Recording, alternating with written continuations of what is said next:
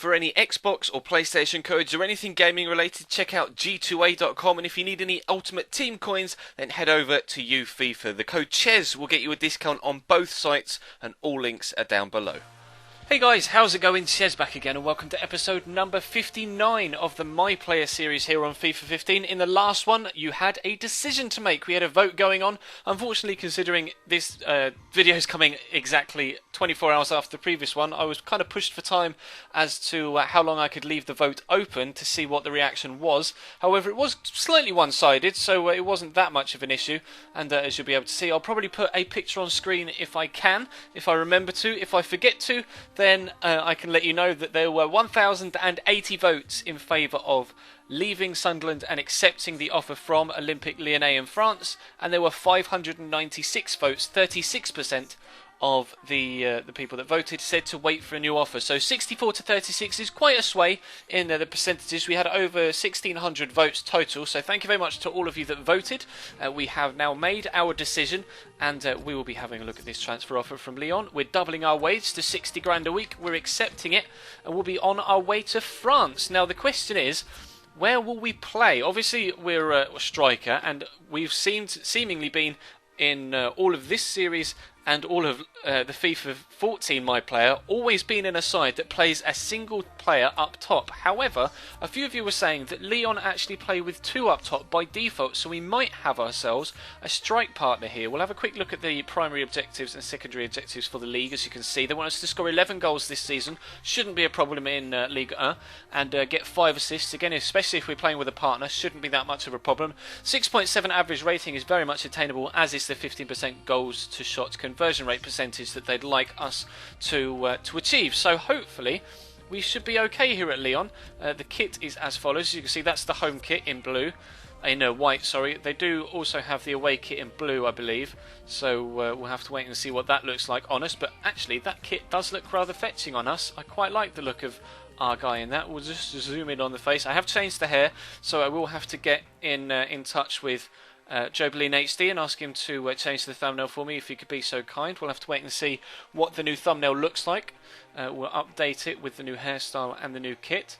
You can always see my guy's nipples coming through the other side of the Hyundai sign. That's rather disconcerting, but anyway, there we go. There is our guy, and he looks quite good in a Lyon kit. I'm quite pleased with that.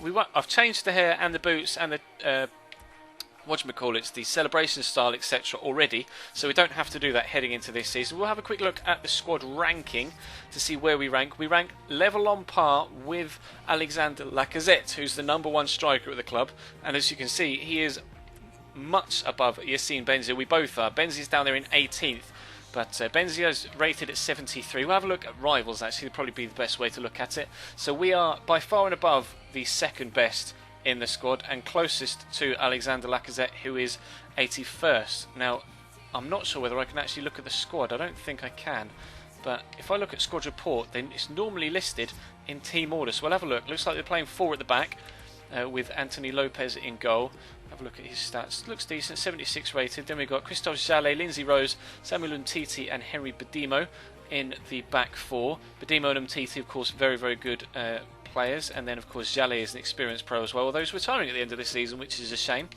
Maxime Gonalons in CDM with Jordan Ferry, Arnold Mwemba and Clement Grenier in midfield. It seems to be a 4-1-2-1-2, doesn't it, with a CDM, a cam and 2 centre mids, so a narrow 4-1-2-2 with ourselves and Alexander Lacazette up top. So for the first time ever, it looks like we'll be playing with a strike partner. They paid £6 million for us when we were actually valued and continue to be valued at £6.5 million. So they've picked up an absolute steal there. The top goal scorer of the Premier League last year for £6 million. That's incredible. We'll have a look at the league table. They were top when we joined them, or when we were looking to join them. They have since been knocked down to 4th, but decent start to the season with 2 wins and a draw from the opening 4, and Marseille down there in 18th. That's a surprise, of course, one of the biggest sides in France.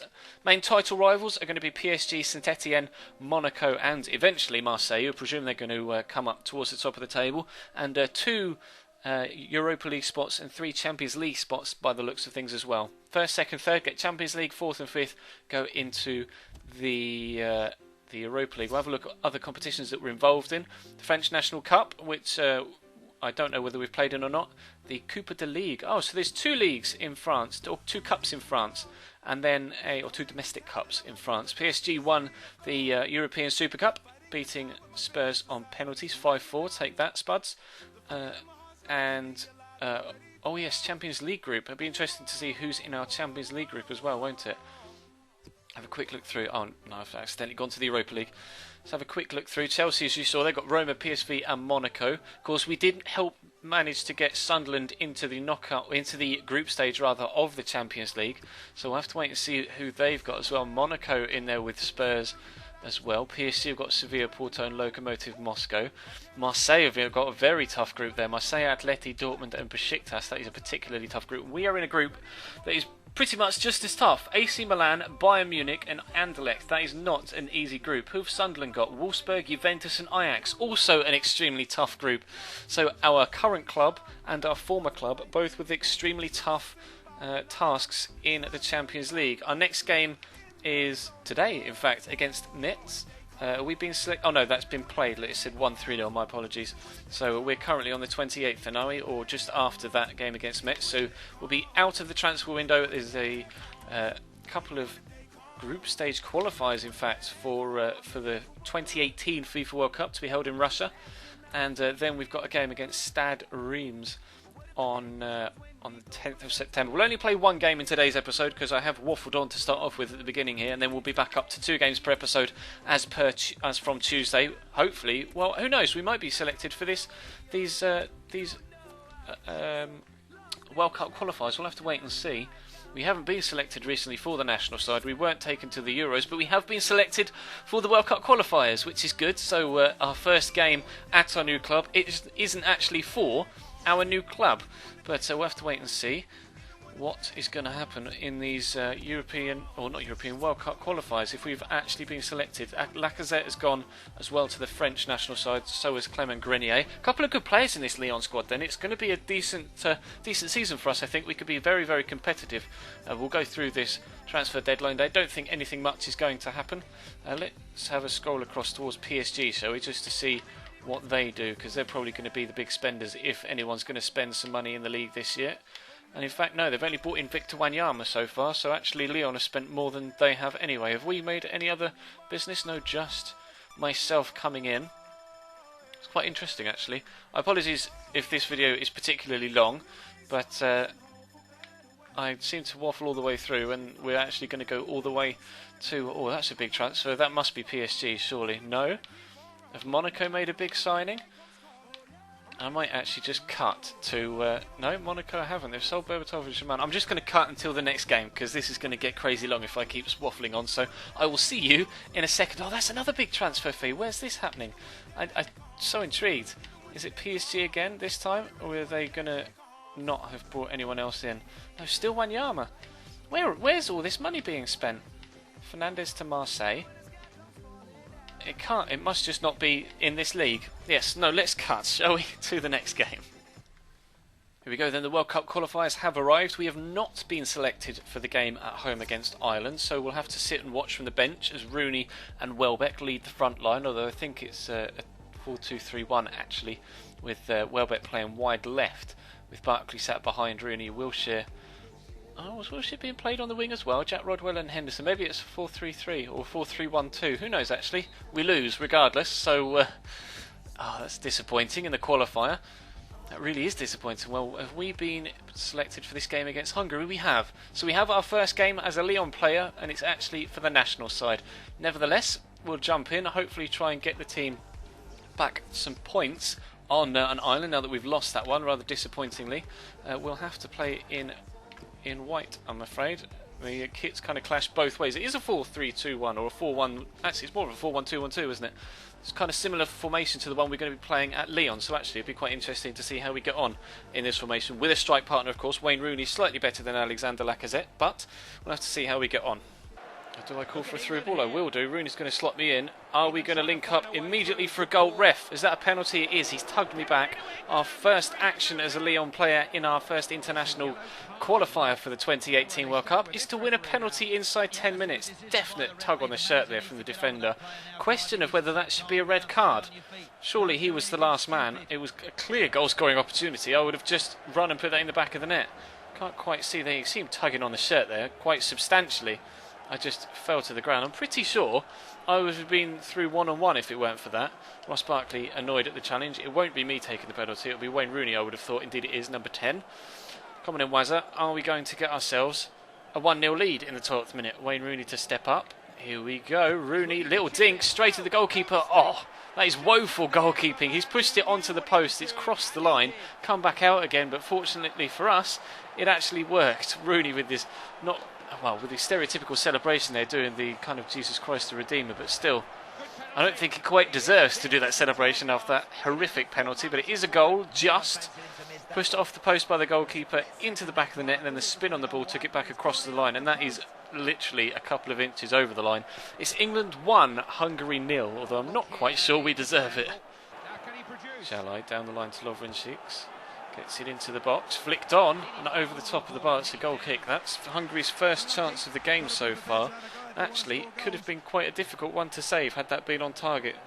A kind of weird trajectory on the ball as it lofted over the top of the bar. Defender really should have done better there, Phil Jones. And we've got John Ruddy in goal, something I hadn't noticed. Wilshere around the corner to Baines, gets it into me. A couple of men with me in offence, but slightly through to Barkley. Question of another pen, nothing given. 55 minutes into the game, 10 minutes after half time.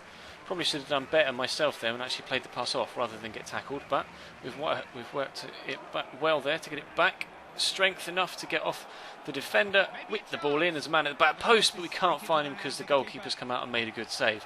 Positive start to the second half.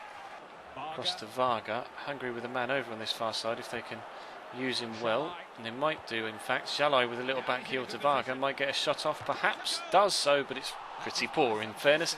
25 minutes still to go, we remain 1-0 up. Henderson gets it back to Jack Rodwell, former teammate of ours now of course. Now that we've left Sunderland, Jack Wilshere might play this through for me though, and he has done. We're taking it in our stride well. Can we get the shot off? We can, straight at the goalkeeper. Man on the follow-up, Tozer battling with the man in the middle, both went to ground. Question of another penalty.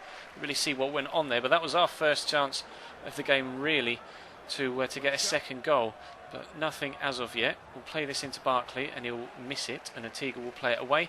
10 minutes still to go and the scoreline remains as it was.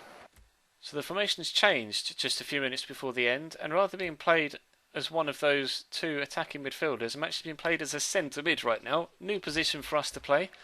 Not really used to it. We don't necessarily have the skill set to be able to cope with it either, but we'll try our best for these last 5 minutes. Hopefully try and keep the 1-0 lead. Now Barkley is coming off for Oxlade-Chamberlain. That was the move that was yet to be done from that particular squad screen. Rooney's up. There's Chamberlain. Now I don't know whether to push forward or to hold back. It's telling me to go back, so we will do. This is weird. I'm so used to just free-flowing attacking that I'm not really too sure where to position myself as a centre mid in this situation. He's just completely taken me out of the game with that ball. It's a good cross as well, but Ruddy will come and claim it. 5 minutes of stoppage time added on. We'll probably go all the way through those with this continuous highlight now. Gary Cahill pushing forward. See, I want to burst forward, but I'm not sure whether I'm allowed to in this position, but surely I have to now because we've got the chance to get me in at the back post. I'll call for the cross. It's not going to come. And somehow, after Rooney kicks it against their man, they get the throw, and now I've got the long jog back. It's not even a jog now, it's a sprint just to get back in position. Only a 5.8 rating for us so far in this game, despite winning the penalty. Probably because I've been out of position so much, to be completely honest. Not used to playing with a partner, something we'll need to get used to now that we're at Lyon. And with Alexander Lacazette, chance for Hungary again at the end. Headed straight at John Ruddy again. But we still find ourselves quite high up the pitch. Thankfully, it's not going to matter though, because there goes the final whistle. It's England 1, Hungary 0. We do get 3 points after unfortunately losing against Ireland, rather disappointingly losing against Ireland, it has to be said. So we'll have to wait and see where that or how that leaves the group. We only had one shot in that ourselves. Not the most entertaining of games, but hopefully our club career at Lyon will start beautifully in the next episode. We'll have to wait and see how that goes. I am quite excited though to get onto the pitch for my new club and play against Reims, I think it was, wasn't it? But we'll have a look at other leagues. No, not other leagues. We'll want to look at this one, and then we'll go back to the World Cup qualifiers. In England, they were the first 2 games of the qualifying campaign, so England currently sit third. Ireland joint top with Sweden after a win and a draw each. Unfortunately for Romania, they lost both of their opening games. Wales won one, lost one as well. Same with England. So 3-on-3, 2-on-4, 1 bottomless with no point. That'll do. I think that'll do us for now. Thank you very much for watching, guys. Drop the video a like if you enjoyed, and of course subscribe if you haven't already.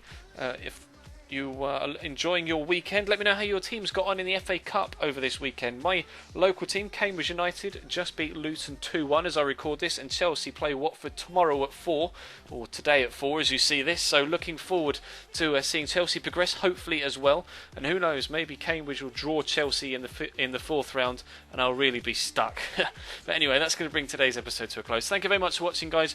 Follow me on all of the links in the description, whether that's Twitter, Facebook, Instagram, or Twitch, as I'll probably be streaming again today. I'm going to stream tonight as I record this, which will have been last night as you see this. So if you missed the stream, you can see the stream on the past broadcast page on the Twitch channel if you want to do so. But anyway, let's end, shall we? Because I've waffled on far too much for this episode. That is all for now. Thank you very much for watching, and I'll see you next time.